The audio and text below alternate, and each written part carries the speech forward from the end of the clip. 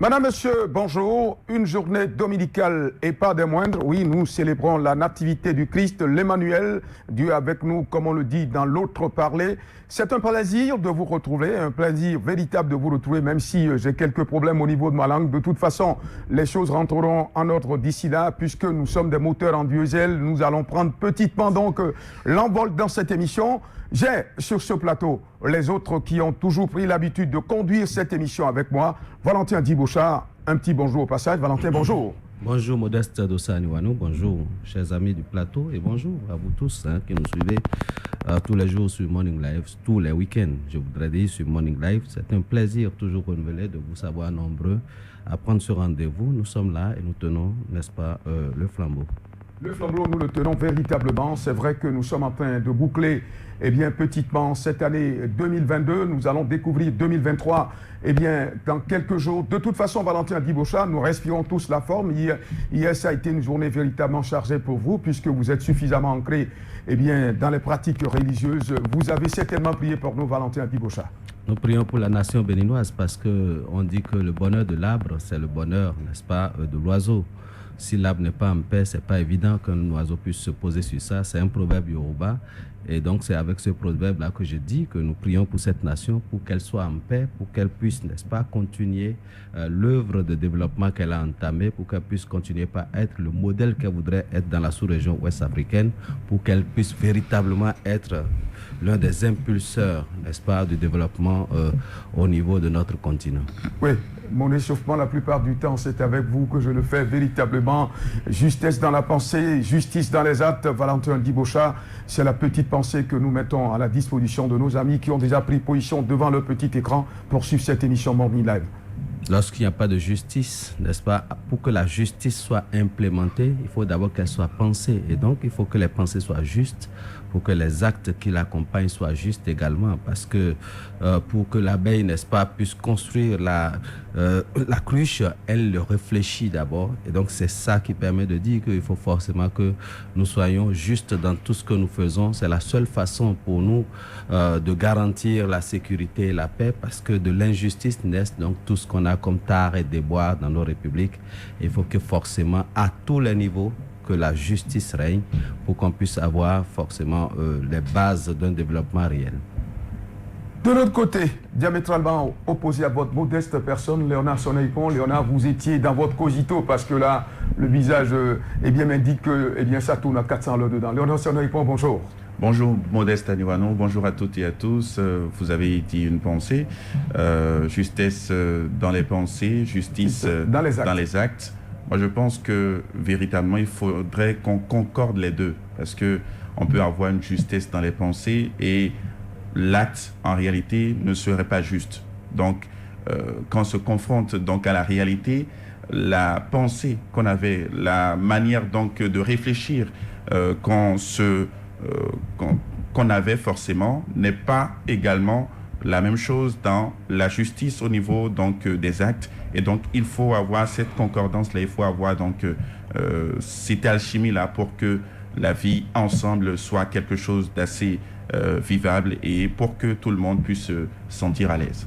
Merci, merci à vous Léonard Sonaï. On salue ce retour sur ce plateau puisque vous nous avez manqué le week-end écoulé. Merci de nous honorer de votre présence. Aristide Kanoussou, l'autre artificier de cette émission, oui, eh bien le disciple de Valentin Djibocha, si je me permets de m'exprimer en ces termes, oui, le disciple de Valentin Djibocha, Aristide Kanoussou, c'est un plaisir de vous avoir. Je suis particulièrement heureux ce matin. Aristide Kanoussou, bonjour. Bonjour Modeste Aniwano, vous avez su bien lui dire, mais vous n'avez pas complété, le disciple protégé devant la statue. Et donc, vous savez, vous convenez avec moi que c'est un moment de fête pour une certaine communauté. Aujourd'hui, c'est la Noël pour certains. Et je pense que d'entrée, je vais leur souhaiter une joyeuse fête de Noël et bonne fête surtout à tous ces enfants qui ont le privilège aujourd'hui de suivre la télé avec papa ou avec maman à la maison. Parce que ça n'arrive pas tous les jours d'être autorisé de regarder la télévision. En tout cas, tous ceux qui nous reçoivent en ce moment, que ce soit à la télé ou à la radio, on leur dit simplement bonjour. Eh bien, Modeste Anewanou, votre pensée, j'ai essayé quand même de cogiter aussi là-dessus. Justesse dans la pensée, justice dans les actes. Vous savez que quand on a de la justesse dans la pensée, c'est clair que, c'est-à-dire quand on est organisé dans la pensée, c'est clair que dans les actes, on remarque une certaine organisation aussi. Ça me réfère à une citation qui dit souvent « Le visage est le reflet du cœur ».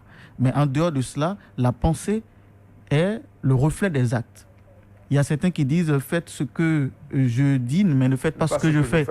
Et donc, en réalité, ce qu'ils font est la démonstration réelle de ce qu'ils pensent dans leur tête. Donc, je pense que, oui, si on est juste dans la tête, il n'y a pas de raison, quelles que soient les péripéties, quelles que soient les circonstances qui vont vouloir vous déformer dans votre élan pour que vous ne soyez pas juste dans les actes.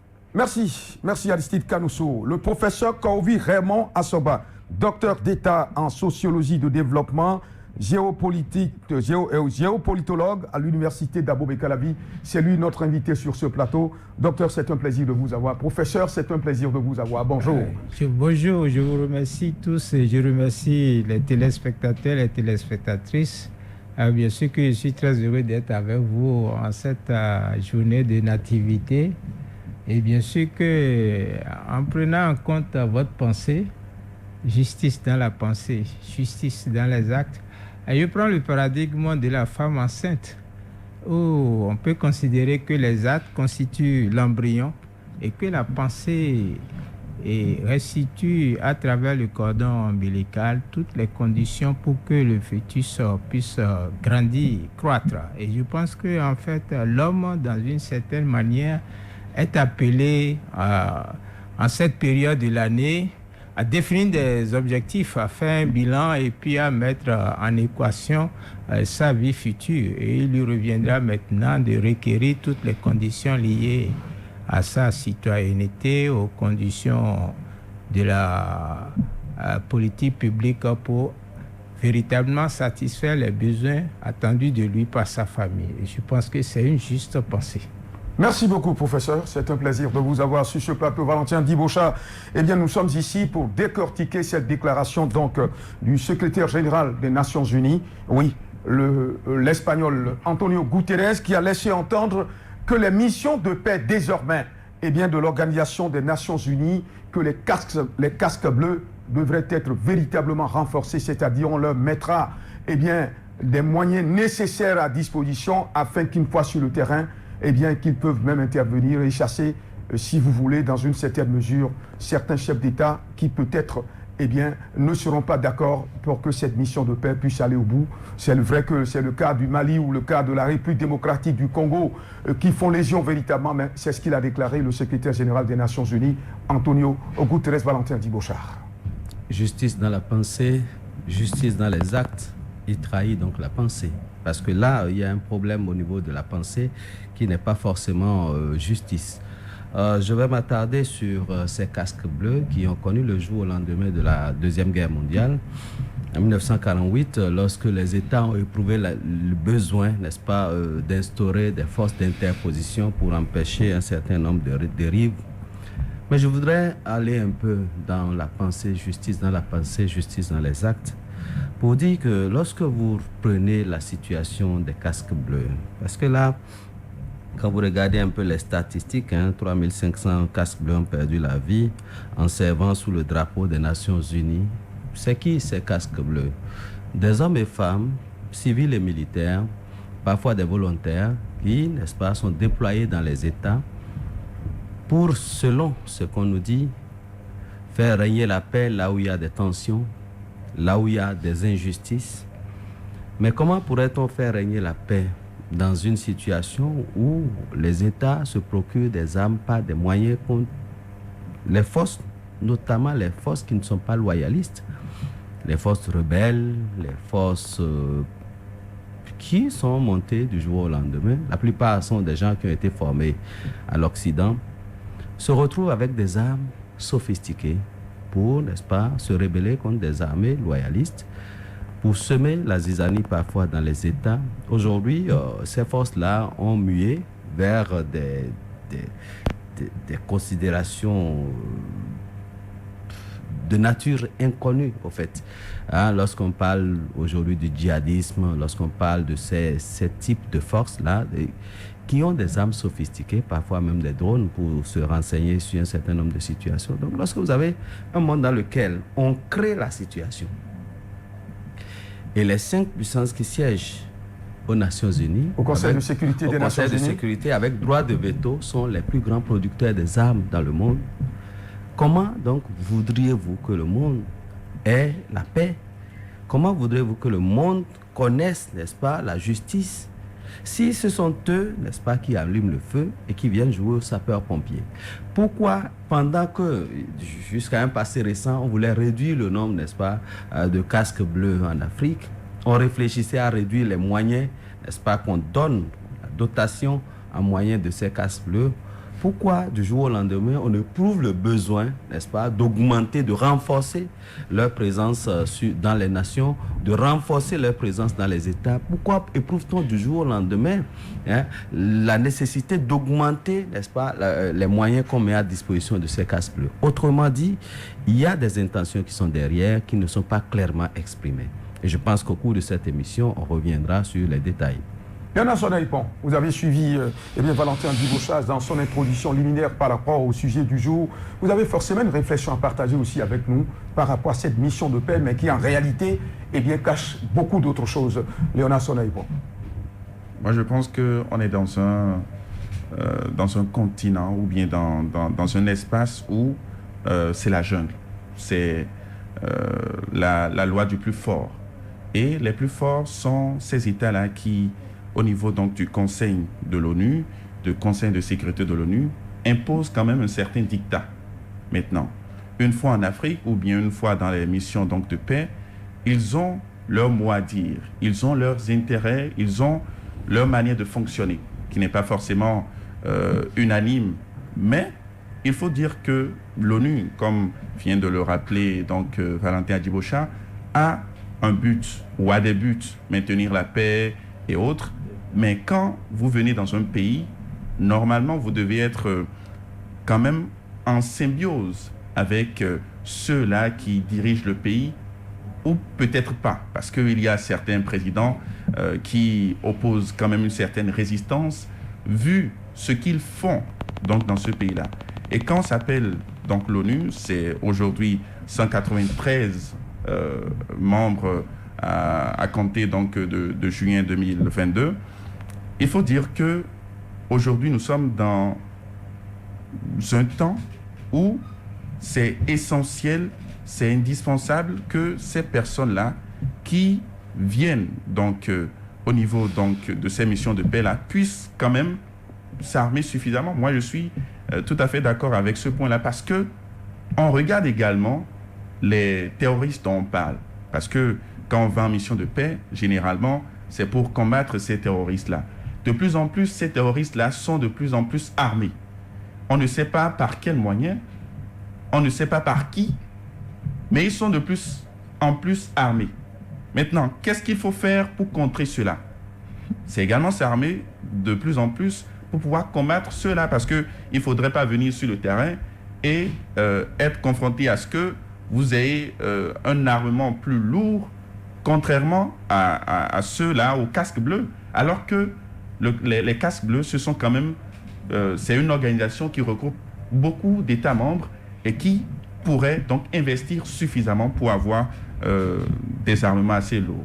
Vous prenez donc cause et effet pour le secrétaire général des Nations Unies, mais j'avoue qu'il y a quelque chose qui se cache derrière sa tête quand il s'exprime en ces termes, puisque nous avons vu aux affaires eh bien, le Péruvien qui a été secrétaire général des Nations Unies, Javier Pérez de Cuellar, remplacé par Boutros Ghali. Après Boutros Ghali, nous avons eu Kofi Annan. Après Kofi Annan, nous avons eu Ban Ki-moon.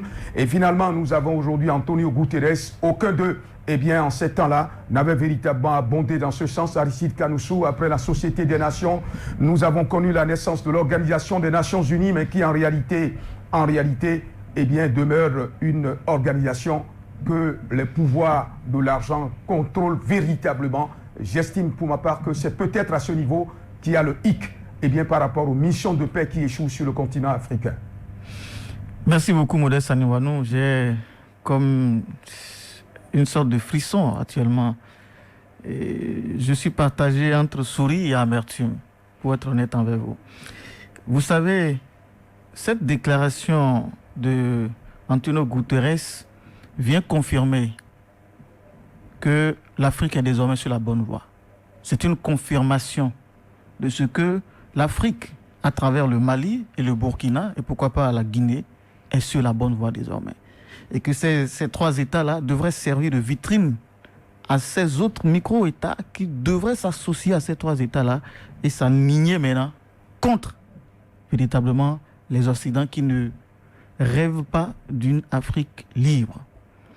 Et ces propos d'Antonio Guterres, il faut le rappeler, il me convient de le rappeler, c'est un point de presse qu'il a donné sur la situation géopolitique du moment, un point de presse annuel, puisqu'il est le secrétaire général des Nations Unies, ça vous le savez. Et ce Portugais, ancien Premier ministre, tient ces propos que moi je classe en 3 catégories. La première catégorie, c'est quand il parle des mercenaires qui sont allés au Mali et qui ont été arrêtés, les 49 ou 46, je ne me rappelle plus. Il dit que c'est une petite irrégularité bureaucratique et qui devrait peut-être servir de pont à une compréhension facile.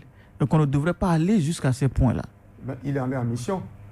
Il est en mission, vous le savez mieux. Donc moi je me dis, quand vous, fonctionnaires de l'ONU, vous substituez déjà à un chef d'État et vous estimez que le fait que cet État souverain ait interpellé des mercenaires, puisque ce sont des gens qui sont avec de fausses identités, qui ont violé le territoire puisqu'on ne les a pas invités, parce qu'ils ont dit qu'ils ont été invités par telle personne, on les a interpellés, ils ont dit que non, eh bien, ils sont avec des armes lourdes et ces gens-là, on les interpelle, vous estimez que le Mali n'avait pas le droit de le faire ainsi et que ce sont de petites irrégularités bureaucratiques. Vous voyez la légèreté avec laquelle le monsieur la traite cette actualité-là, cette information. Cette légèreté, moi, me fait penser qu'il a pris parti. Il a pris parti par rapport à la Côte d'Ivoire. La deuxième chose sur laquelle il a abondé, c'est quand il dit que la mission de maintien de la paix était censée venir retrouver une paix dans ces États-là et entretenir cette paix-là. Mais il se trouve que quand cette mission vient dans ces États, la paix n'y est plus. Et donc, leur mission de maintenir la paix n'a plus sa raison d'être. Voilà pourquoi, selon lui, la mission de maintien de paix échoue. Mais quand vous savez à l'avance que vous allez sur un terrain où il n'y a pas déjà de la paix, est-ce que c'est utile d'engager une mission sur ce terrain-là? Il y a des non-dits dans cette mission-là. Je vous dis, il y a des non-dits. Et nous allons décortiquer tout ça là. Il y a des non-dits. Est-ce qu'il y a utilité d'engager une mission sur ce terrain-là? Et mieux, et ce qui est très dangereux, et je pense que Léonard vient de l'aborder, et moi je pense que je ne serai jamais d'accord avec ça, c'est que, au regard du défi que l'Afrique est en train de lancer désormais à ces États occidentaux, hostiles à l'émancipation, à la souveraineté de l'Afrique que nous représentons, ils ont vu le danger venir. Et maintenant, ils veulent engager une néocolonisation à travers une autonomisation, une superpuissance des forces armées de l'ONU qui dépasse même les États souverains qui sont membres de l'ONU là. Comment comprenez-vous qu'on puisse solliciter qu'on donne pleine puissance, plus de puissance aux forces, aux casques bleus, je ne sais pas quoi, pour que ces gens-là soient plus puissants, hyper puissants que les États souverains et aller même jusqu'à imposer, c'est le mot qu'il a utilisé, imposer la paix. Est-ce qu'on impose la paix? Un diplomate peut parler comme ça. Un diplomate, il dit qu'on veut imposer la paix. On impose la paix. Donc, moi, je pense que sur ce troisième volet-là, c'est une façon insidieuse et beaucoup de non-dits sont là-dessous de pouvoir recoloniser l'Afrique désormais.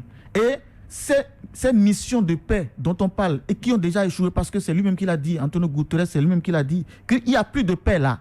Donc nous, normalement, nous sommes censés venir voir une paix que nous allons entretenir. Maintenant, puisque les gens sont déjà en guerre, nous, on ne peut pas entretenir une paix puisque la paix n'y est pas. Donc vous avez déjà échoué là. Maintenant, vous estimez qu'on doit donner plus de pouvoir à votre mission, de sorte à ce que cette mission-là ait plus d'autorité que les forces armées régulières qui sont sur place, ait plus d'autorité que les chefs d'État souverains qui sont sur place. Et ce qu'il y a comme camouflage, il ne faut pas l'oublier quand je parle de forces armées régulières qui sont sur place, ce qu'il y a comme camouflage à relever, c'est que depuis quelques jours, vous avez entendu certainement dire qu'il sera créé une force régionale de lutte antiterroriste, anti-coup d'État. Au niveau de la communauté économique des États d'Afrique de la CEDEAO, oui. Anti-coup d'État. D'accord, oui. Et c'est certainement la suite logique de cette initiative que veut imposer maintenant Antonio Guterres. Moi, je pense que l'élan que l'Afrique est en train de prendre désormais, vous avez vu au Burkina avec le capitaine Ibrahim Traoré, il a éjecté l'ambassadrice des Nations Unies au Burkina Faso. Vous savez ce que l'ONU a dit?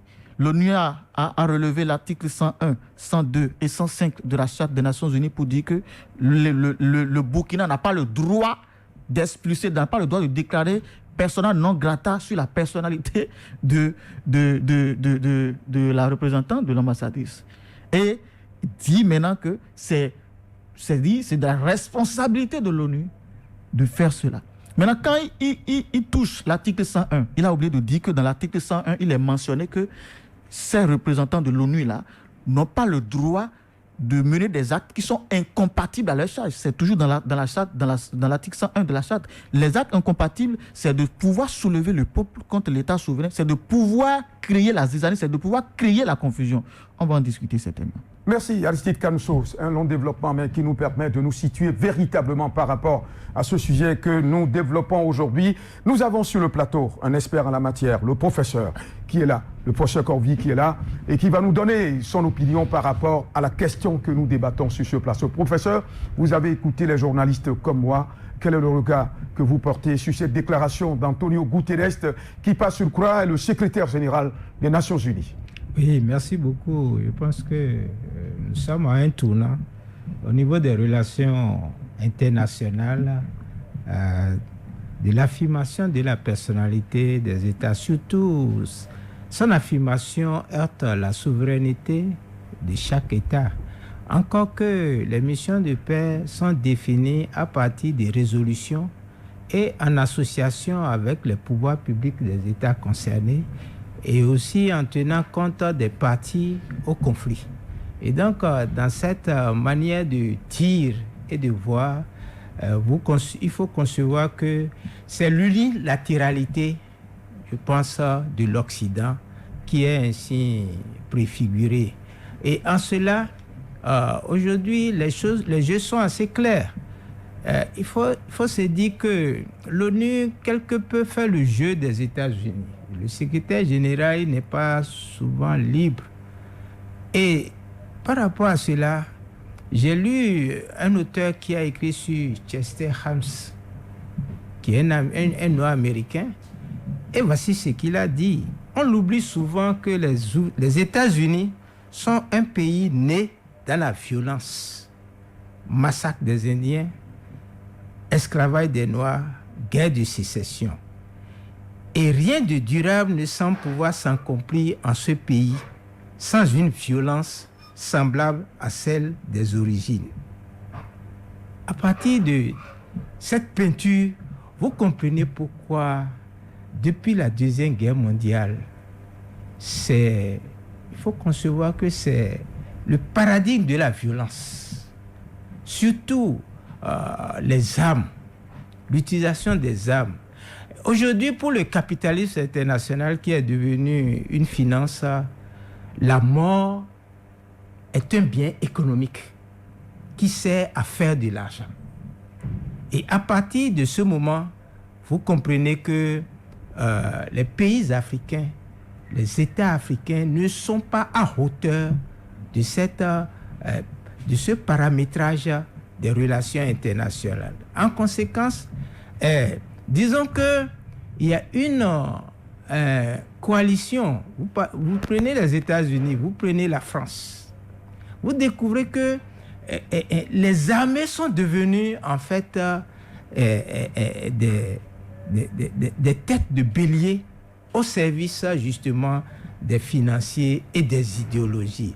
Et donc, nous, Africains, en utilisant les institutions empruntées à l'imaginaire de ces pays, nous ne pouvons pas manipuler ce qu'ils appellent la démocratie. Et donc, la problématique aujourd'hui est de revenir aux institutions de nos cultures. C'est pourquoi il faut tout de suite faire intervenir le paramétrage d'un monde multipolaire.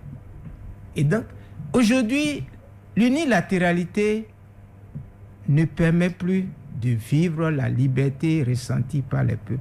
Et ce que Gutiérrez a dit illustre déjà peut-être les propos de Madame Manzi, cette dame qui a eu déjà à annoncer l'instabilité future au Burkina Faso.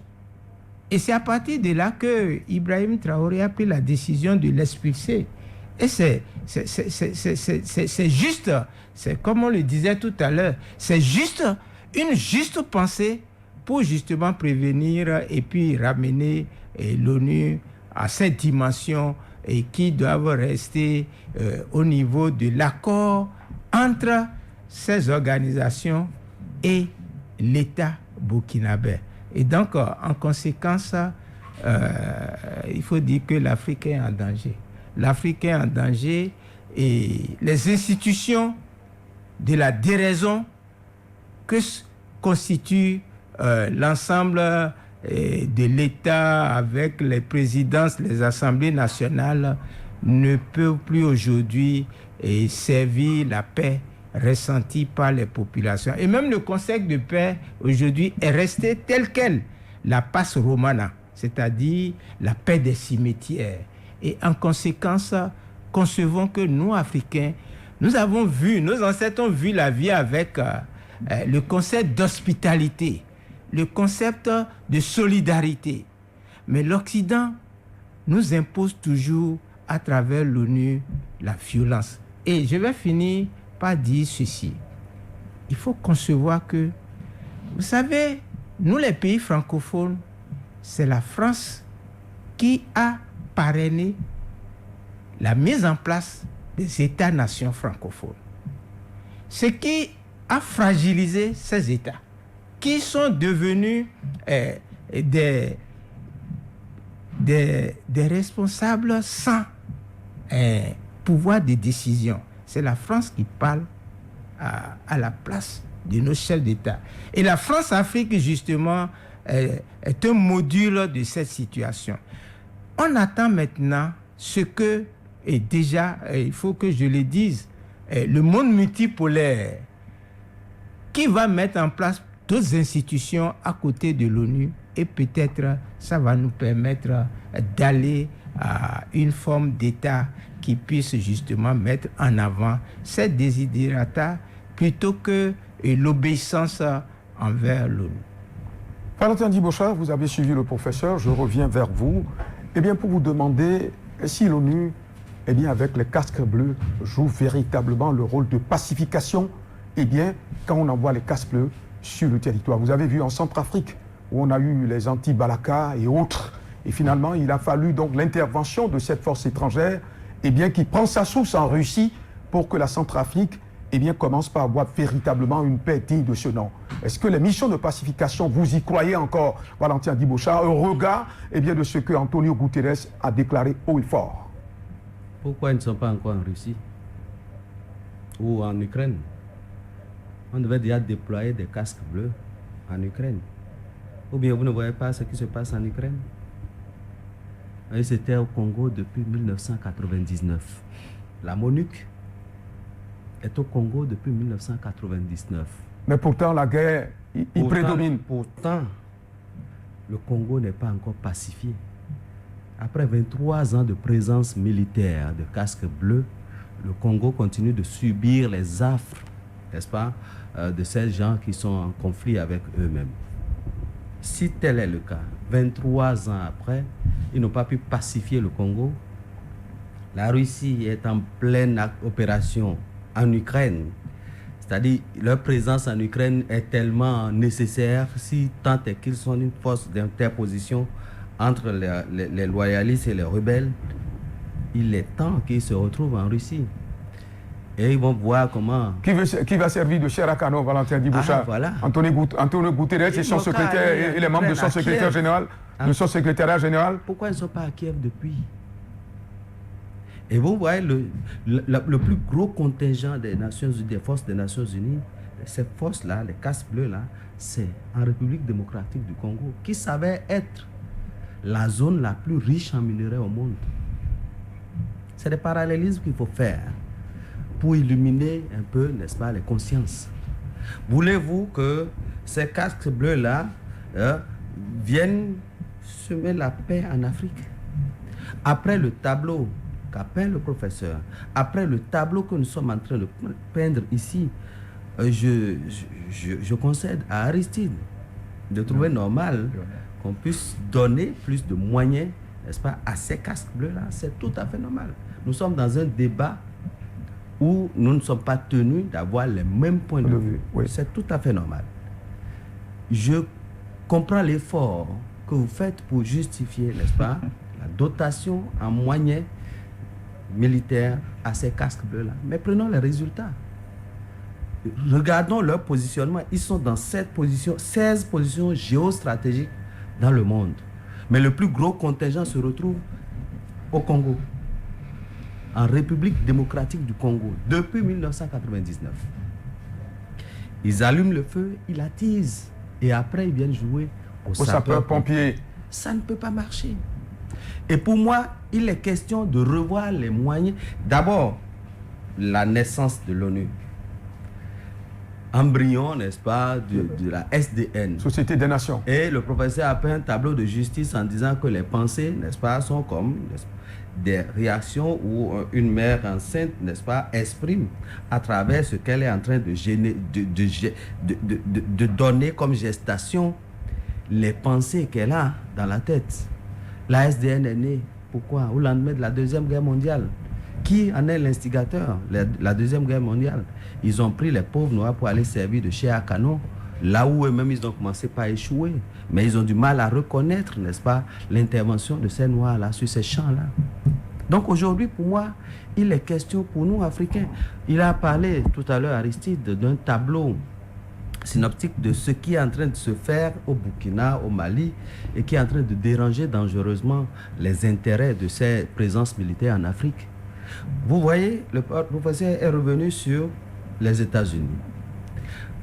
Au lendemain de la rencontre entre le président Joe Biden et Joe Biden, c'est-à-dire les États-Unis comme un pays, et le continent africain, n'est-ce pas, ou les chefs d'État africains comme un autre pays. Puisque lui, il leur parle, c'est-à-dire de supérieur à subalterne. Donc il invite les chefs d'État, et ça c'est un scénario qu'on voit quand ils commencent par perdre du terrain. C'est la deuxième fois, il paraît, qu'ils se rencontrent pour discuter des sujets où chacun va demander un peu de prébende pour un petit saupoudrage, alors qu'en réalité, derrière ces accords qu'on signe, il y a beaucoup de non-dits, parfois qu'on écrit tellement en miniature qu'on n'a pas tout le temps de décortiquer. Donc pour moi, il y a un véritable... Au lendemain donc, de cette rencontre-là, où les États-Unis même ont reconnu qu'ils sont en train de perdre du terrain. Perdre du terrain par rapport à quoi?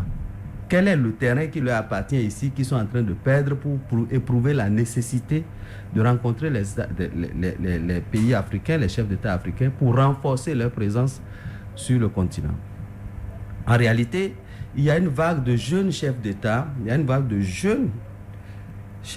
qui ont compris que les partenariats anciens signés ne permettent pas à l'Afrique d'être autonome.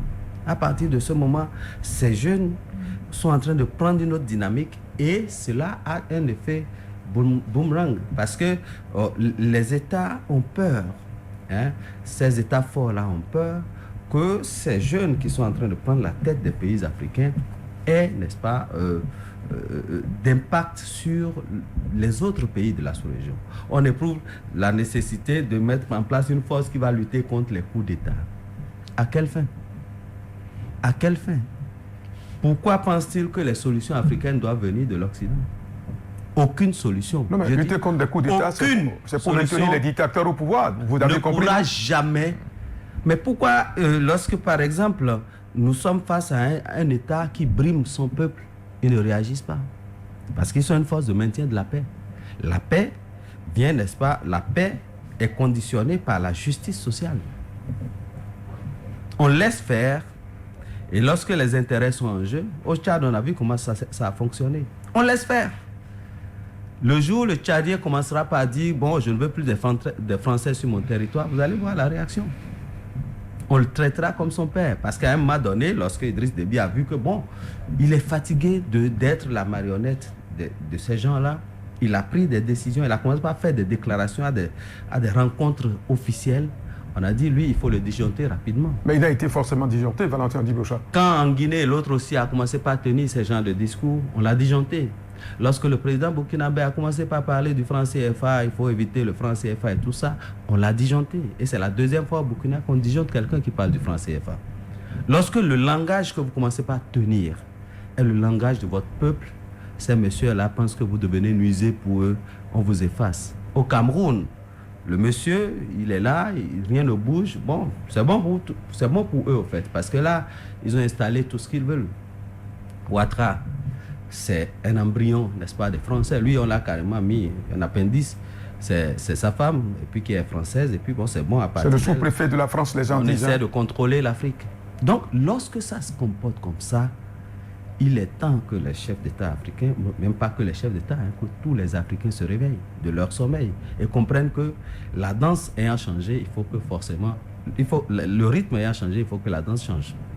Oui, Bernard Soleil, bon, est-ce que vous n'avez pas le sentiment que, eh bien, cette façon de faire d'Antonio Guterres désormais, c'est que quand des chefs d'État et de gouvernement vont s'opposer à cette politique de pénétration, ce sera des coups d'État que l'Organisation des Nations Unies va initier pour chasser ces chefs d'État du pouvoir afin d'asseoir la domination des Occidentaux qui sont en perte de vitesse véritablement désormais sur le continent africain?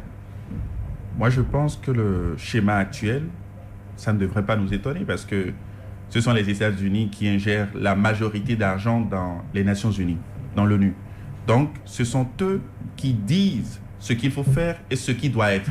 Même si l'ONU en lui-même, peut-être les États membres refusent ou, par exemple, la Russie met son droit de veto pour dire vous n'allez pas faire une telle action. Les États-Unis l'ont déjà prouvé, ils sont en mesure d'aller unilatéralement aller faire donc ces maintiens de paix-là dans les pays dont on sait les noms. Donc aujourd'hui, l'ONU, c'est presque un instrument des États-Unis. Parce qu'en fait, après la guerre mondiale, après la Deuxième Guerre mondiale, les États-Unis avaient senti déjà en Afrique qu'ils n'avaient pas assez de puissance. La France et d'autres États occidentaux s'étaient partagé le gâteau. Donc il fallait créer une arme, il fallait créer une institution pour quand même avoir une certaine mainmise au niveau donc de ces pays africains-là. Et quand aujourd'hui on vous parle donc des missions de paix et autres, et qu'on vous dit également qu'on a injecté de l'argent, qu'on a fait ceci ou qu'on a fait cela, mais il faut voir dans certains États, quand vous prenez par exemple le Rwanda en 1994, malgré tout ce qu'il y a eu pour prévenir, où on devrait avoir le flair et prévenir donc ce génocide-là qui a eu lieu, il n'y a rien eu. C'est bien après qu'on a vu donc tout ce qu'il y a eu comme tractation pour pouvoir quand même éteindre le feu. Donc, c'est comme un instrument véritablement, et c'est pour cela que dans mon propos, je parlais de rapport de force. Nous sommes aujourd'hui dans un espace, sur une planète où, si vous n'êtes pas fort, vous ne pouvez pas faire le poids. Et donc, aujourd'hui, il va falloir que l'Afrique puisse s'unir et faire un. C'est bien beau. Moi, j'aime aujourd'hui ce rassemblement-là. Quand Valentin Adjibocha parlait tout à l'heure de ce que les États-Unis, par exemple, font un sommet où on dit États-Unis-Afrique. J'aimerais que cette symbiose-là, ou le fait que cette Afrique-là se déplace elle seule pour aller à ce sommet-là, que ce soit une réalité véritable entre ces pays africains. C'est-à-dire quoi? C'est-à-dire que prochainement, qu'on puisse constater des institutions fortes qui viennent de l'Afrique et qui sont pilotées par des Africains, qui sont initiées par des Africains. On ne veut pas des institutions donc formatées comme la CEDEAO, comme l'Union africaine. Je ne parle pas de ces institutions-là, qui sont des institutions véritables du peuple et qui ressemblent, qui sont des aspirations véritables du peuple. Au-delà de ça, il faut dire également que les États-Unis ont déjà pourri, en quelque sorte, l'ambiance, ont déjà installé un système donc, au niveau des Nations Unies.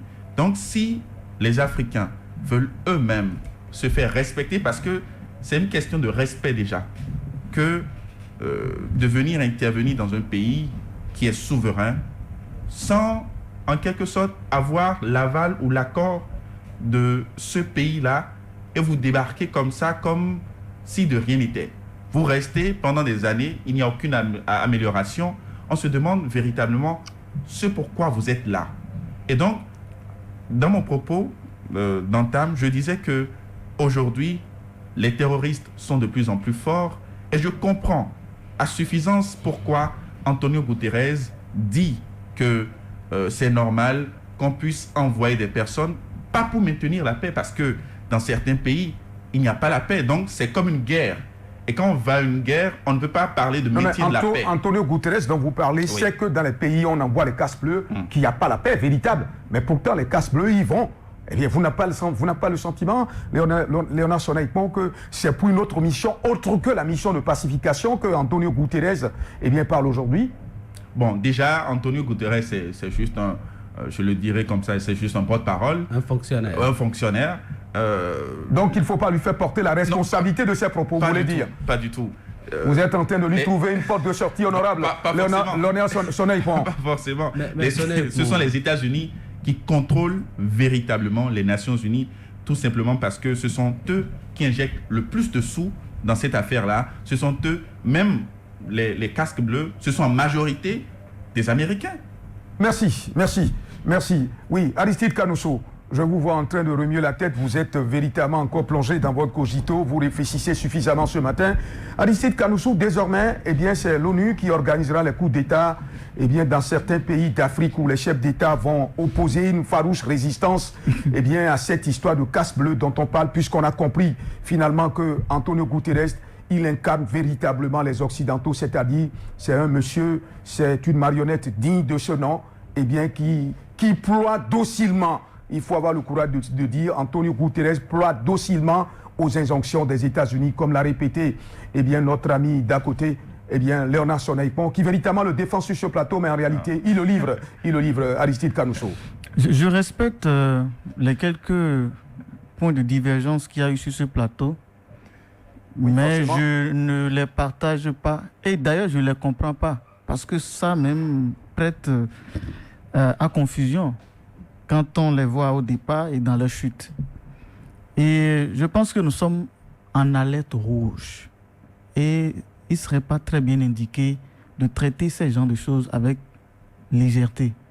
Sinon, ils vont continuer par nous considérer comme des gens qu'on peut manipuler par les mots. Antonio Guterres, les mots ont leur sens. On peut les remuer dans tous les sens et en interpréter. Antonio Guterres, dans ce qu'il a dit, il a été clair. Retournons à la source d'abord. Les guerres dont nous parlons là, vous venez de le reconnaître vous aussi. Qui sont ceux qui entretiennent ces guerres-là? Vous avez parlé de la RDC. Ils sont là depuis 20 ans. Les casques bleus dont nous parlons, la majorité à hauteur de 90% sont en Afrique. Maintenant, ils sont là en RDC depuis 20 ans. Là. Qu'est-ce qu'ils ont pu faire? Et la RDC, qui est source de richesse naturelle, minière, est, disons, déstabilisée par le Rwanda. N'est-ce pas? Et ça, c'est un secret de polichinelle. Mais le Rwanda dont nous parlons là, qui arme le Rwanda? Le M23 qui est au Rwanda là, qui les arme? Je me rappelle, même Emmanuel Macron a reconnu entre-temps, c'était en 2017, qu'ils ont mal fait, par exemple, de tuer le guide libyen qui, aujourd'hui, a favorisé la déstabilisation dans le Sahel, le développement du terrorisme dans le Sahel. Alors, ces Occidentaux, et même M. Valentin Adjiboucha l'a dit, ils ont les droits de veto. La plupart, ils ont la force au niveau de l'ONU. Maintenant, ceux-là qui ont le droit de veto et qui, d'un autre côté, nous savons qu'ils passent derrière pour alimenter davantage le terrorisme, vous voulez que ces gens-là arment maintenant de bonne volonté, de bonne foi, viennent armer davantage les casques bleus, leur donner de puissance, qu'ils soient des superpuissances au regard des États. Il ne faut pas mal interpréter les choses. Hein. Quand ils parlent des armées là, régulières ou je ne sais pas quoi, qui vont venir maintenant maintenir la paix ou imposer la paix, c'est le mot qu'il a utilisé, il ne faut pas qu'on se fasse d'illusions. Hein. Quand ça sera installé, quand le Conseil de sécurité de l'ONU va valider ça, quand l'Assemblée va voter cela, c'est fini. Nos chefs d'État n'auront plus aucun pouvoir. Ça, là, nous ne le cachons pas. Ils n'auront plus aucun pouvoir et ils ont déjà commencé par envoyer les signaux. Les indices ne mentent pas. D'accord? Ils ont déjà commencé par évoquer l'article 101, 102, 105 de la Charte des Nations Unies pour dire que Manzi ne doit pas quitter. Vous voyez? Donc, si ces gens-là, on leur donne encore plus de puissance à maintenir... Mais la personne entretient la guerre et ne cherche pas comment faire pour éliminer cette guerre-là. Et vous voulez espérer de cette personne que de bonne foi, ou bien de ces personnes que de bonne foi, elles vont venir maintenant outiller des casques bleus pour pouvoir lutter contre le terrorisme. Et la lutte contre le terrorisme ici, ce n'est pas de ça qu'il s'agit. Antonio Guterres a dit, il a même dit dans ses propos liminaires que ça a trop duré, il faudrait que ça cesse. Qu'est-ce qui a trop duré? C'est le défi que leur lance. Il faut qu'on comprenne les choses. C'est le défi que leur lance ces chefs d'État. Nous sommes en alerte rouge parce qu'ils veulent faire la même chose au Mali, tel qu'ils ont fait en Libye. C'est tout le problème. Et ils vont passer par des superfuges, nous faire des lavages de cerveau, nous faire passer par des circuits où on va se dire, mais en réalité, ils ont raison. Mais en réalité, qu'est-ce qui se cache derrière cette idée-là, cette initiative-là? C'est la déstabilisation du Mali qui est aujourd'hui la vitrine de la révolution de l'Afrique. C'est la déstabilisation du Mali qui est dans leur schéma. Il faut lire dans les propos d'Antonio Guterres. D'abord, il a pris constamment parti par rapport aux propos des mercenaires. Est-ce que c'est sa responsabilité de prendre parti en tant que secrétaire général de l'ONU? Vous dites qu'il est simple fonctionnaire répondant et tout le reste, mais il est le secrétaire général des Nations Unies, de l'ONU. Donc, il a la force. Et pourquoi ils ont pondu communiquer? On a dit en son nom, on impose que Manzi doit rester au Burkina Faso. S'il n'est qu'un simple fonctionnaire, pourquoi il prend des décisions? Il dit maintenant qu'on va imposer. Il faudrait qu'on comprenne véritablement. Il dit, tel que les choses évoluent aujourd'hui, que ce soit au Mali, au Burkina, parce que vous vous rappelez, au Mali aussi, on a expulsé l'ambassadeur, je pense, et on a déclaré persona non grata de la France au Mali. D'accord? On a fermé les chaînes de propagande de la France qui sont là-bas. Donc, et quand on observe la façon, la position de Antonio Guterres et même la position de Manzi par rapport à toutes ces situations, on comprend aisément que ces gens-là, ils ne travaillent pas pour maintenir la paix. Ils travaillent pour créer la psychose dans la tête des gens.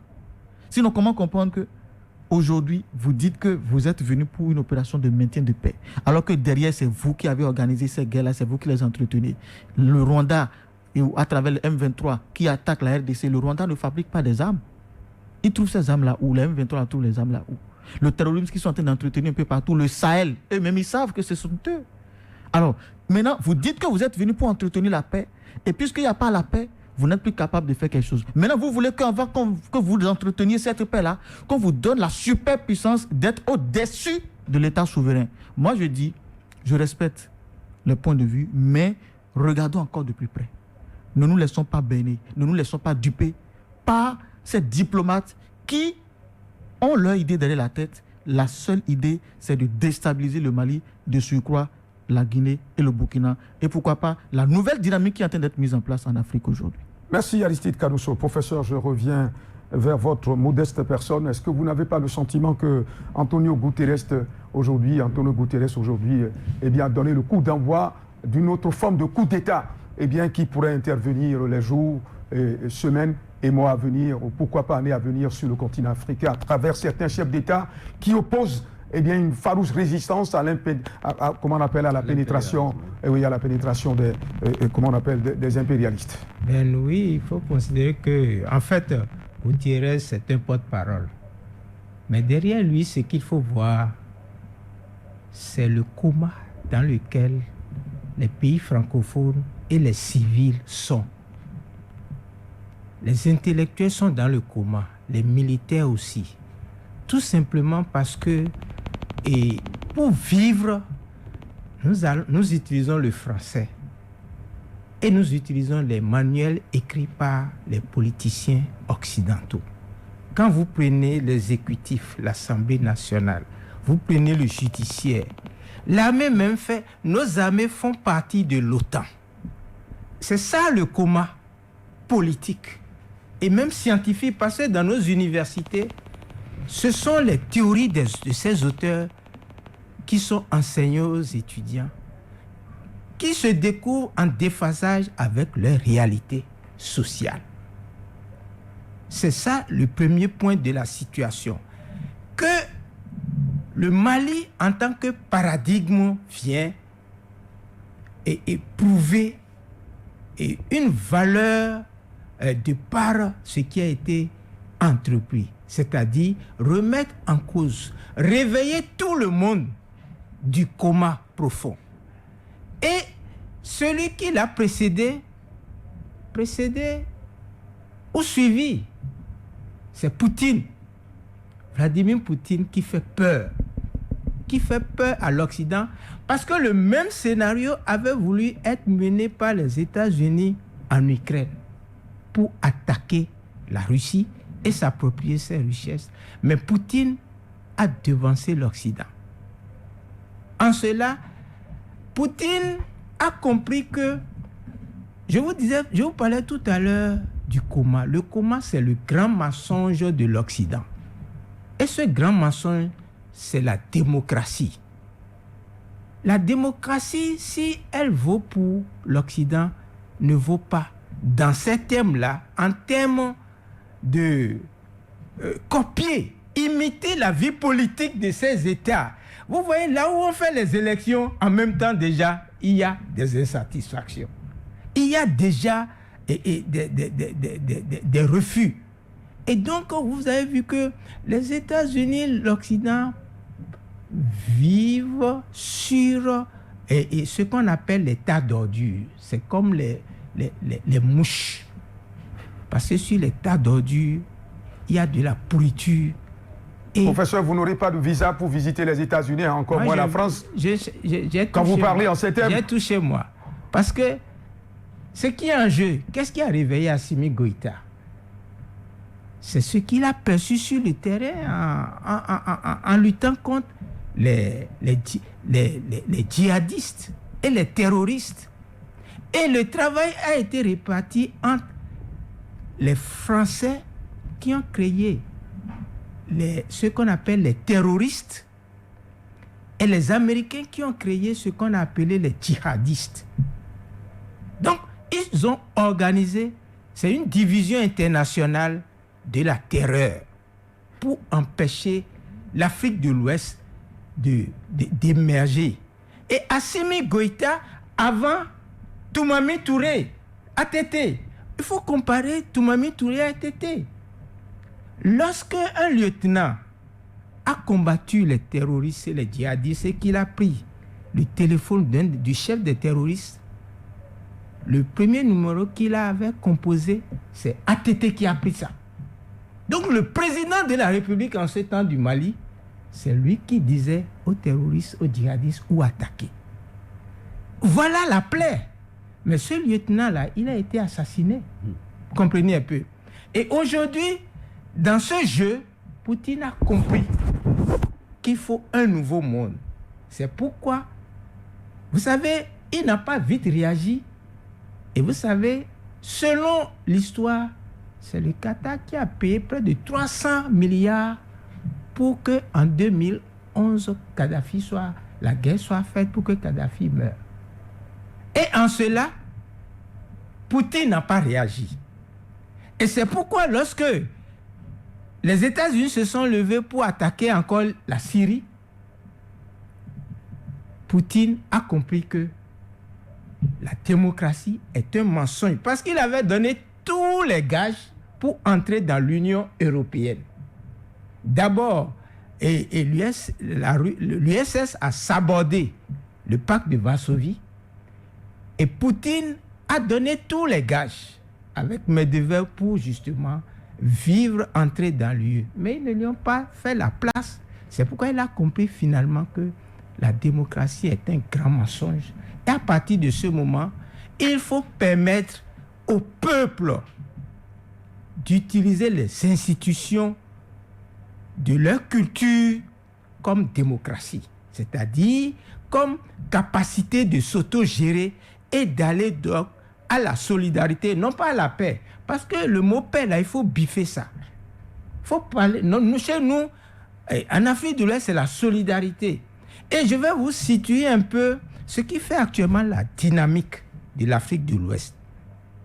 Ce n'est rien d'autre que le FA au Bénin, IFA au Nigeria, FASO au Burkina Faso, Sankofa au Ghana et en Côte d'Ivoire, et au Mali, c'est le FASA. Et donc ça veut dire qu'en Afrique de l'Ouest, nous avons le FA qui permet de choisir les dirigeants. Et quand le FA décide de qui doit être le chef, tout le monde se tait. Il n'y a pas celui-là qui va réagir. Donc, c'est cette contradiction d'émergence qui est aujourd'hui le défi de la ruelle politique. Et la ruelle politique nous demande aujourd'hui de nous passer des institutions de la déraison que sont. Et c'est une problématique. Il faut que nous réfléchissions, nous produisions un quantum. On parle du produit intérieur brut, le produit intérieur brut de la pensée qui prennent en charge les institutions de nos populations parce que qui souffrent, qui meurent dans le Sahel, ce sont les populations qu'on tue gratuitement, alors que ces populations ont investi pour que nous soyons des docteurs, que nous soyons des professeurs.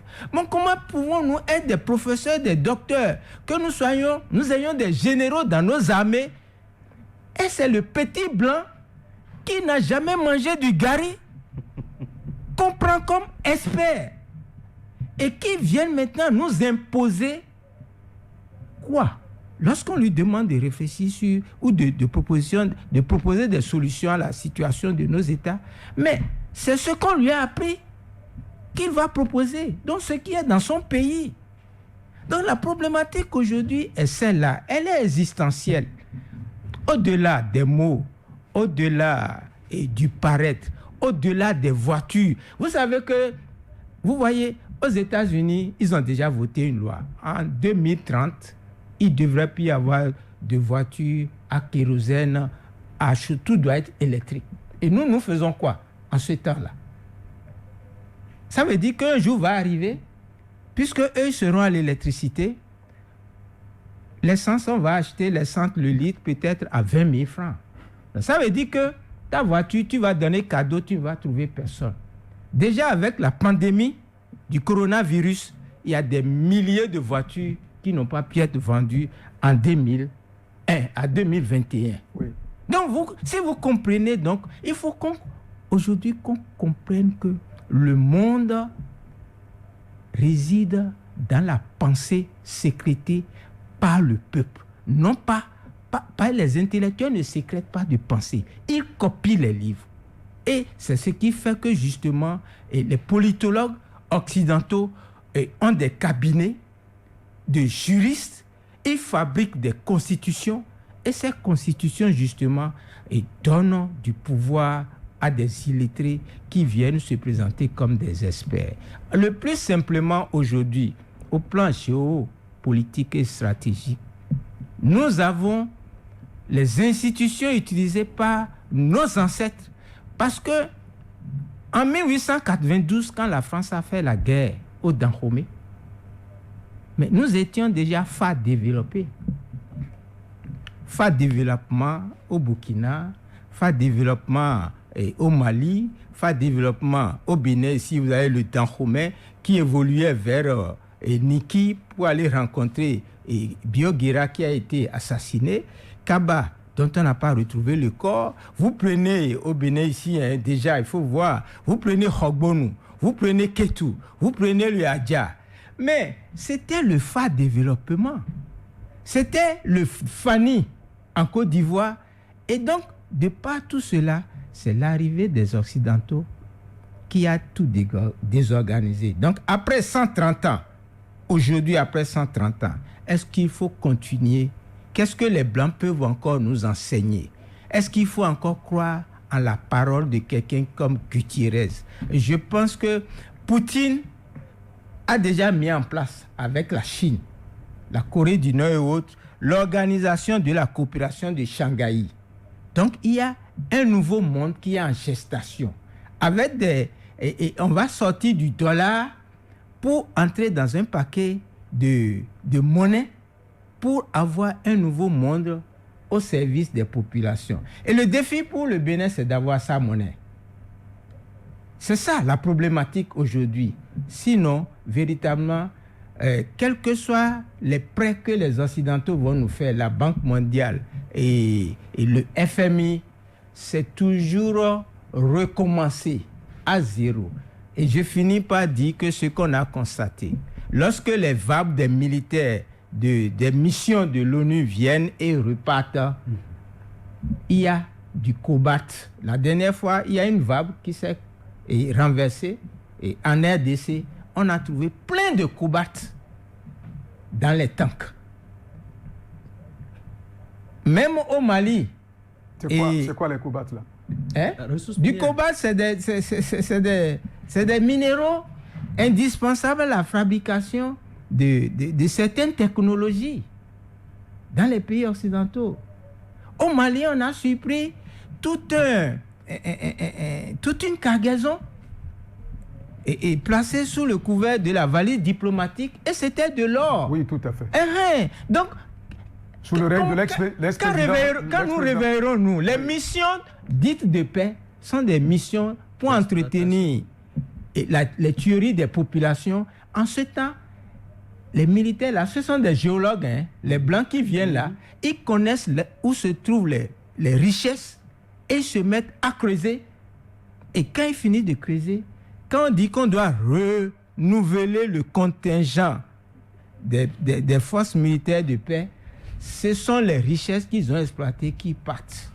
Et c'est ça la situation. Nous connaissons donc comment ça se passe et qu'est-ce que nous attendons donc pour changer les donnes. Et pour changer, il faut être le changement. Oui. Et donc c'est pourquoi déjà nous à l'université, nous pensons que il faut commencer par enseigner dans les langues nationales. Il faut commencer par enseigner le Fa. Il faut enseigner le vaudou. Parce qu'en fait, depuis le 10 janvier, le monde multipolaire a été mis en place. Le monde multipolaire a été mis en place. Il a fallu Poutine pour que ça soit plus clair. Voilà ce que nous pouvons dire. Et Assimi Goïta, en Afrique de l'Ouest, c'est en fait celui qui a pris la décision d'affirmer donc ce nouveau monde pour les Africains. Valentin Dibochat, vous l'avez compris à travers l'intervention du professeur que les missions de pacification, les missions de paix, ou si vous voulez les missions de la paix, ont pour dénominateur commun le pillage des maigres ressources qui appartiennent aux États africains. Valentin Dibosha, qu'est-ce que selon vous, les chefs d'État africains peuvent faire aujourd'hui pour pallier à cette situation, c'est-à-dire éviter ces missions de pacification, éviter que ces missions de pacification ne viennent encore sur le continent africain? Valentin Dibosha. Non, je pense que les chefs d'État africains savent ce qu'il faut faire. Ils ne sont pas... Tout le monde sait ce qu'il faut faire, en fait. Mais entre la pensée et l'action, il y a un gap. Il y a un gap. Regardez un peu la conclusion de la rencontre entre Joe Biden et les chefs d'État africains. Chacun rentre avec un trophée. J'ai gagné tel nombre de milliards. J'ai gagné tel nombre de milliards. Vous vous rappelez un peu la communication au lendemain? Au lendemain, oui. Le Niger a gagné tel nombre de milliards. Et moi, j'étais assis devant ma télé le matin. Je suivais une chaîne. Et puis, donc, ce qu'on communiquait comme trophée de cette rencontre-là, c'est le nombre de milliards gagnés, prêtés ou donnés. Mais rien ne se donne. Il n'y a pas du gratuit avec le néocolonialiste.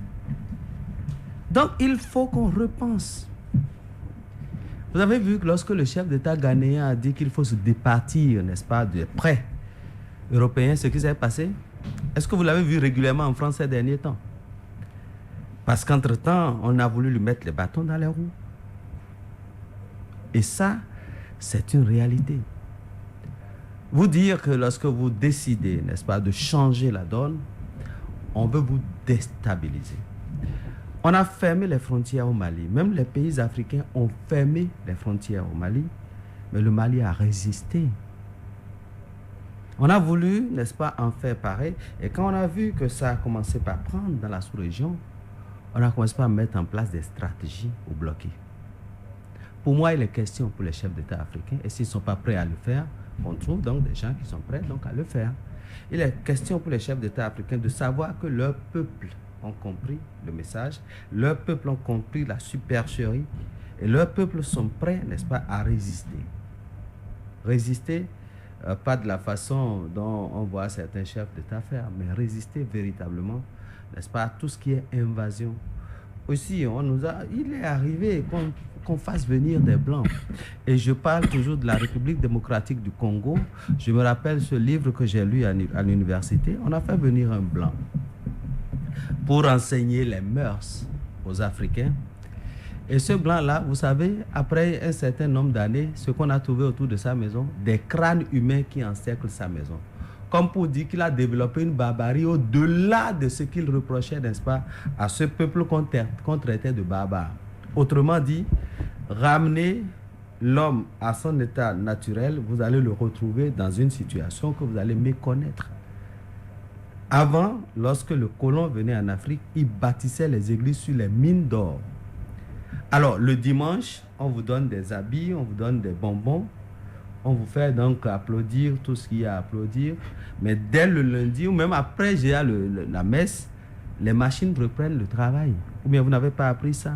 Tout ça se passait ici en Afrique. Bien sûr, Valentin Dibosha. Donc, c'est des trucs qui sont réels et qui sont... On a parlé des gens qui viennent, qui sont des géologues bien futés, bien futés. En un temps record, ils peuvent vider votre sol. Vous avez l'exemple de la Peñari, non? Où on nous a dit que ce sont des touristes, alors qu'en réalité, vous savez ce qui a pris par là, Valentin Dibosha. En fait, il y a qu'il est temps qu'on ouvre les yeux et qu'on comprenne ce qui se passe sur le continent. Et que si on n'a même pas les moyens, d'accord, d'affronter ces gens, qu'on applaudisse au moins ceux qui ont le courage de le faire. Valentin, vous pensez que les chefs d'État africains sont capables de ça? Vous pensez que certains chefs d'État africains sont capables de ça?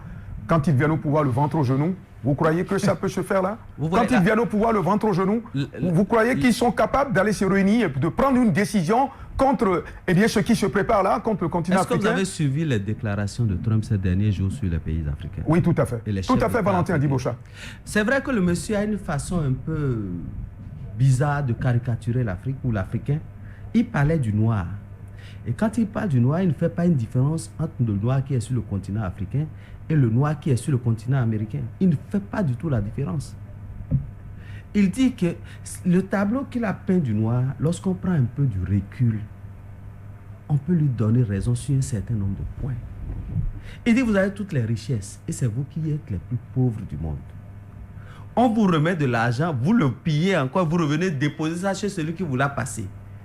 c'est largement suffisant pour qu'on prenne du recul et qu'on comprenne que il y a quelque chose qui ne fonctionne pas bien. Le lavage de cerveau, c'est tellement bien fait que l'Africain ne raisonne que par les documents écrits par l'occidental. L'Africain ne raisonne. Regardez nos constitutions, regardez nos tests, regardez les lois que nous votons. Sans regarder le contexte dans lequel la loi a été écrite, on placarde ça dans un autre contexte et vous allez voir que les réalités ne sont plus les mêmes. On importe même jusqu'à importer les taxes. Ça dit sans tenir compte des réalités sur le terrain. Et donc aujourd'hui, lorsque vous avez affaire à un Antonio Guterres, je ne le dédouane pas, et ça je veux que Aristide le sache, je ne le dédouane pas des propos qu'il tient, mais je dis que c'est un fonctionnaire n'est là que pour répéter ce qu'on lui dit de répéter, et il prend son salaire. Quand on dit à un fonctionnaire faites ci, il le fait et il prend son salaire. On dit, Guterres va dire aux gens que bon, nous on va mettre en place une forme. Je donne un exemple. Quand Boutros Ghali n'a pas voulu suivre les États-Unis, eh bien, dans sa politique d'expansion, dans sa politique de domination, mais on ne lui a pas permis de faire un second mandat, Aristide Kanoussou. Boutros Ghali, paix à son âme, il n'est plus de ce monde, il a été aussi secrétaire général de l'Organisation de la francophonie, mais quand il a voulu marquer les pas à la tête, donc, eh bien, de l'Organisation des Nations Unies, on lui a indiqué tranquillement, oui, la porte. Regardez, lorsqu'on parle par exemple de maintien de la paix, même le nombre de phrases là, maintien, les mots qui composent, c'est maintien de la paix. Autrement dit, pour maintenir quelque chose, il faut que la chose existe d'abord. Et on dit qu'on les déploie dans les pays qui sont en guerre. Comment peut-on maintenir la paix qui n'existe pas dans un pays? Donc c'est un peu paradoxal. Oui. On veut maintenir la paix. Et on dit qu'ils sont des forces d'interposition entre ceux qui sont en guerre, c'est-à-dire les belligérants et les belligérants. Comment peut-il, c'est-à-dire le contexte même, c'est-à-dire les mots même qu'on choisit. Et je voudrais rappeler ici qu'en réalité, les plus gros pourvoyeurs, c'est le Ghana, c'est le Pakistan, c'est l'Éthiopie. En hommes, bien sûr, en soldats. Les plus gros pourvoyeurs en argent, c'est eux qui dictent leurs lois, ce sont les États-Unis. Et il faut faire attention. Je dis, qu'on le veuille ou pas, la donne va changer d'ici là. Ce que les Assimi Goïta ont commencé, regardez bien leur génération. Eux là, ils sont de notre génération. Hein. Ils ne sont pas des générations de ceux qui ont entendu l'histoire, qui ont été frappés par le blanc, qui leur a montré comment on écrit, comment on se tient, comment on s'habille. Non, ils ne sont pas de cette génération-là. Et lorsque vous entendez, par exemple, quelqu'un comme Emmanuel Macron tenir un certain nombre de propos, vous vous rendez compte qu'au fait, il n'est pas de la génération, mais il y a des gens qui sont là pour lui rappeler que quand tu es le chef d'État français et que tu ne dois pas quitter, n'est-ce pas, la ligne qui a été prédéfinie. Donc, une génération est en train de partir. Joe Biden appartient à une génération qui, n'est-ce pas, fait le pont entre l'ancienne et la nouvelle. Donc, les raisonnements ne peuvent pas être les mêmes. Et c'est vrai que Poutine a impulsé une dynamique. Et vous allez remarquer que, qu'on le veuille ou pas, c'est-à-dire cette dynamique qui a été impulsée finira par s'imposer. Aujourd'hui, on a cherché, on est en train de le fragiliser sur un certain nombre de bords. Peut-être, vous voyez, dans un match, il y a un temps, vous êtes footballeur, vous êtes un journaliste sportif. Lorsqu'il y a un match, il y a des temps forts, il y a des temps faibles. Lorsque celui qui domine, on le sent dominer. Il y a des passages à vide. Il rebondit. Il y a des passages à vide qui vous coûtent des bonbons à main. Franchement, pour moi, je pense que les Africains ont longtemps vécu dans la léthargie. Et progressivement, la chose est en train de prendre. Qu'on déstabilise aujourd'hui le Mali, je suis sûr que celui qui reprendra encore le Mali ira dans le sens tracé par Assimi Goïta. Le Burkina aujourd'hui est en train de comprendre. Et il s'agit pour ces jeunes-là de se mettre ensemble pour être un peu plus forts. Toutes les forces qu'on met, je dis toutes les forces d'interposition, ce n'est pas des forces d'interposition. C'est des forces plutôt de position pour saucissonner, pour voler, pour piller en un temps record. Je vous ai dit que moi, j'ai la chance d'échanger avec les soldats qui vont sur le terrain. Que ce soit ici, que ce soit ailleurs. Et j'ai rencontré un soldat qui a fait le Congo, qui n'est pas béninois, et qui me dit, nous, là, on n'est même pas avec les Blancs. C'est-à-dire que vous avez la force d'interposition constituée d'experts européens, là, et vous avez maintenant les Africains qui sont là, eux, ils sont là pour les alimenter en vivres, pour apporter les bols, les plats et tout ce qu'il faut. Et vous avez maintenant les rebelles. Donc, eux ils s'interposent entre les forces loyalistes vous retrouvez maintenant la force d'interposition constituée, n'est-ce pas, d'experts blancs, avant de venir retrouver les autres qui les servent, avant maintenant de retrouver les rebelles de l'autre côté. Donc pour moi, en réalité, lorsque vous regardez le dispositif, il a parlé du M23. Pensez-vous qu'on ne sait pas ce qu'il faut faire pour arrêter le M23 en Centrafrique? Non. On sait très bien ce qu'il faut faire. Et donc, lorsqu'on connaît ce qu'il faut faire, il faut aller dans le sens. On a amené quelqu'un qui est actuellement en République démocratique du Congo, mais qui a été quoi? En Europe, en Belgique. Vous savez ce qu'il faisait comme boulot? On y reviendra. On y reviendra, Valentin Dibochat. Merci d'avoir gardé le secret encore. Eh bien, on le met sous le boisseau, ça sera révélé et tout à l'heure. Il nous reste très exactement, eh bien, oui, quelques 11 minutes pour partir de cette émission, parce que là, eh bien, le temps qui nous est imparti tire inexorablement vers sa fin, comme on le dit dans ce jargon des sportifs qui m'est très cher. Valentin Dibochat l'a dit tout à l'heure. Oui, Léonard Sonaïpon, un autre sportif qui aujourd'hui fait de la politique. Léonard, vous n'avez pas le sentiment aujourd'hui, eh bien, que la force d'interposition n'est plus nécessaire pour le continent africain, qu'il faille que les Africains eux-mêmes se prennent en charge? Vous avez 2 minutes, eh bien, pour nous parler. Moi, je pense déjà que ce sont les Africains eux-mêmes, les gouvernants, parce que on parle de mission de maintien de paix, un thème qui n'est pas véritablement approprié, mais ils vont généralement dans les pays où il y a de tensions. Ce qui voudra dire que les dirigeants eux-mêmes ne sont pas en symbiose avec leur peuple. C'est-à-dire que soit ils caporalisent donc le pouvoir, ils restent là pendant un bon moment, donc ils font du pouvoir une gestion solitaire. Ils n'associent pas véritablement le peuple, ils ne répondent pas aux aspirations du peuple.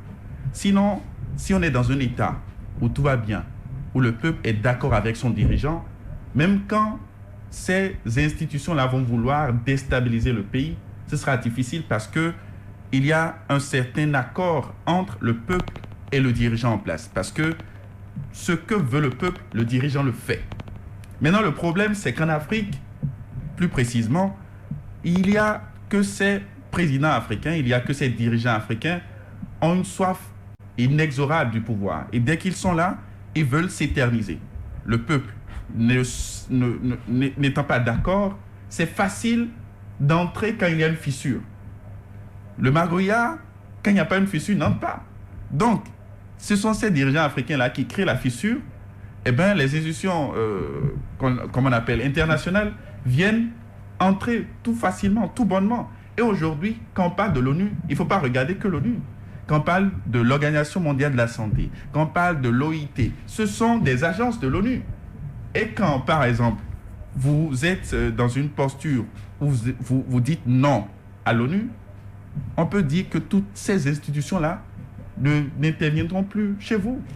On peut dire que toutes ces institutions-là ne viendront plus vous donner des moyens financiers ou bien en termes médicaux ou bien tout ce qu'on veut. Expérimentons ça. Qu'ils partent et qu'on reste pour voir si les tisanes ne vont pas guérir les maladies. Et on réfléchissait. Les tisanes guérissaient les maladies, Aristide Kanoussou. Les tisanes guérissaient les maladies. Il y en a suffisamment. En Égypte, on n'a pas besoin de... Mais j'ai appris hier qu'il y a une feuille... Pour les pyramides en Égypte, on n'a pas eu besoin pour ériger les pyramides. Oui, pourtant, c'était de la science, de la haute science, qui jusqu'à aujourd'hui suscite curiosité. Ah oui. Oui. L'Afrique avait une organisation bien définie avant l'invasion des colonisateurs. Et qui demeure. Hein. Et vous comprenez? Donc, en réalité, en Afrique, lorsqu'on était allé en Égypte, jusqu'aujourd'hui, ils n'ont pas pu dire que la science, la mathématique venait de l'Égypte. Pourtant, on n'avait pas de ces grands noms de scientifiques qui sont allés copier juste les principes de base en Égypte, qu'ils ont reproduits dans les livres et qu'ils ont pris la paternité. Et ça continue jusqu'aujourd'hui. Oui. Nos universités sont financées par ces gens-là. Ouais. Et lorsque le petit Africain trouve les principes actifs, l'autre prend et il écrit et il met son nom. Vous avez oublié que ceux qui en temps se sont amusés sur le continent à trouver le vaccin contre le sida ont été proprement abattus. On les a tués correctement et bien, c'est-à-dire c'est une bonne mort, quoi. On leur a donné tranquillement la mort, ils sont partis de ce monde. Prenons même le coronavirus. Oui. Jusqu'aujourd'hui, ils n'ont pas pu reconnaître le mérite de l'Afrique de résister au coronavirus parce que l'Afrique a des principes qui ont permis de résister à ça. Ah oui, Valentin, on continue de chercher... On boit bien du sodabi au Bénin. Le sodabi, ça a eu une action véritable. Les Africains n'en sont pas morts. Moi, j'avais une amie qui était en Suisse et qui m'envoyait les statistiques au jour le jour. À un moment donné, j'ai commencé par lui renvoyer les statistiques de son pays chaque jour. Elle dit, Valentin, ne sors plus de ta chambre parce que la façon dont le corona nous tue, nous ici, j'imagine vous, c'est une razzia qu'il y aura là-bas.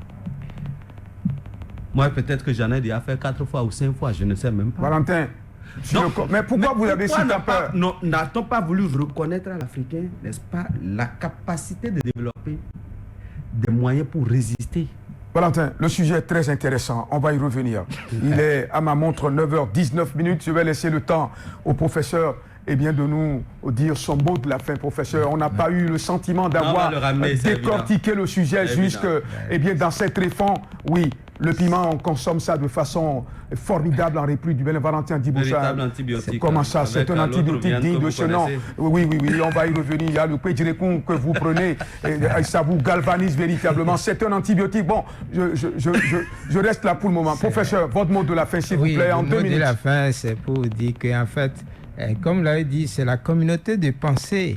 Et en fait, il faut concevoir que, comme dans le phare, on dit, ce qui n'a pas de nom n'existe pas. Et donc, lorsqu'ils disent force de maintien de la paix, ils ont déjà mis en programmation tout ce qui relève de leurs intérêts contre les intérêts de l'endroit où ils vont convoyer les forces. Ça, c'est clair. Il nous revient aujourd'hui peut-être de revoir le concept. Parce que depuis le coronavirus, ils ont changé le nom qu'ils nous donnent tous les 10 ans. Nous ne sommes plus pays pauvres très endettés, PPTE. Nous sommes aujourd'hui, et c'est un nom qu'ils ont inventé, qu'ils ont déjà préfinancé. Nous sommes des pays à risque de fragilité, de conflit et de violence. PFCV. Et en conséquence, cela veut dire que, en fait, vous voyez, ils ne sont plus en 2022. Ils sont déjà en 2030. Et nous, dans nos pays, nous sommes dans quelle perspective? Voilà un peu la problématique qui est aussi celle de la prospective. Vous comprenez un peu? Prospective par la science enseignée à l'université, prospective aussi par le phare. Donc, il nous revient en fait de nous inscrire dans la durée et non plus de rester attentistes. Et pour cela, il y a quelqu'un comme Professeur Chichi qui est mort de dépit parce que dans nos langues, il y a les solutions à nos situations. Je vous remercie. Je salue, si vous voulez, la génération des seniors de Saint-Rita de 70, d'accord, qui est une génération des réformes. Ils sont nés entre 57 et 62. Et c'est avec eux qu'ont commencé les réformes de la culotte en 6e, ensuite en 1977 le bac unique et puis le rétro-pédalage à partir de 80. Je voudrais les saluer et puis nous dire que peut-être c'est à nous de faire la transition. Voilà. Merci professeur. Aristide Kanoussou, votre mot de fin. Aristide Kanoussou, vous n'êtes pas content d'Antonio Guterres, mais que voulez-vous? Le monde est fait et bien de tout. Merci beaucoup, Modeste Aniwanou. Et je pense que notre invité a eu le privilège de bénéficier de beaucoup, en tout cas d'un large temps de parole. Il a suffisamment développé. En tout cas, moi, je salue son développement. Et je retiens 2 propositions dans ce qu'il a fait. Je suis pour une, je suis contre une. Je suis pour un monde multipolaire. Et nous constatons effectivement que le Mali, par exemple, ne doit pas fonctionner seul. Ce sera à travers les coopérations. La Russie, les Turcs et tout le reste. Vous savez qu'ils ont désormais des drones qui vont leur permettre véritablement de faire le combat comme cela se doit. À travers ces coopérations, ils ont formé aujourd'hui des jeunes militaires et tout le reste. Et donc, sur ce volet, je suis d'accord. Mais l'autre volet pour lequel je ne suis pas d'accord, c'est qu'on considère le FA comme, disons, l'impératif pour pouvoir renverser la tendance. Vous savez, les temps évoluent au fur et à mesure. Aujourd'hui, même le FA même est corrompu. Les décisions du FA même sont corrompues, sont politisées. D'accord? Ce qui a lieu de privilégier, c'est l'éducation. Rentrez dans une cour familiale. Appelez un enfant, dites-lui que c'est-à-dire tous les membres de la famille, chacun vient lui dire l'histoire de notre famille par rapport à l'histoire de telle famille a grugé notre famille pendant très longtemps, et on va vérifier, on voit que c'est ça. Cette famille a tué, ou bien ce pays a tué. C'est-à-dire, c'est un exemple, je caricature l'Afrique vis-à-vis des Occidentaux. D'accord? Donc, quand on va inculquer ce savoir, aujourd'hui, nous avons la facilité de faire diffuser rapidement les informations et nous comprenons vite. Je vois que vous me pressez de vite conclure, mais je pense que c'est à votre actif. Donc, je pense que quand on va se mettre dans cette dynamique d'informer rapidement à travers l'éducation de nos enfants, on va constituer une génération qui va s'opposer de façon durable à ces gens-là. Aujourd'hui, les gens comprennent de plus en plus. Donc, il va falloir mettre dans nos systèmes éducatifs un système qui permet à ce que les enfants comprennent les enjeux de ces Occidentaux qui veulent nous maintenir dans la vulnérabilité, qui veulent violer chaque jour notre souveraineté. C'est de ça qu'il est question. Donc, je pense que c'est ça qu'il y a lieu de prioriser. Merci Aristide de Canousso. Oui, Léonard Sonnet-Pont, très rapidement, en une minute, votre mot de fin. Bonne journée à toutes et à tous. N'est-ce pas? Oui. Merci. Bonne journée à toutes et à tous. Valentin Djibocha, terminus, tout le monde descend. C'est fini aujourd'hui. Oui, mais s'ils réussissent, c'est parce qu'il y a des traîtres en Afrique. Il faut qu'on arrête, qu'on les déboute, ces traîtres-là, pour que la résistance soit véritablement le leitmotiv. On va résister. En tout cas, nous, on a commencé et on ira loin. L'Afrique résistera. Toujours. Oui. Aristide Canousso, le FA est corrompu aujourd'hui parce qu'il y a des gens qui ont le ventre au genou. Il y a des mangeurs invétérés. Il y a des traîtres. Il y a des traîtres parmi ceux qui disent qu'ils ont fait on fait un fa le lundi, et le mardi, un autre se lève, il refait son fa et les résultats ne sont pas les mêmes. On est où là? On est dans quelle république? L'authenticité, celui qui a quitté Oyo là, on peut me contredire, lui, quand il le jette, il ne dit pas deux choses, au fait. Oui, Valentin Djibocha. Donc ça veut dire que le fa lui-même dépend, n'est-ce pas, de celui qui est en train de l'opérer. Aujourd'hui, on a...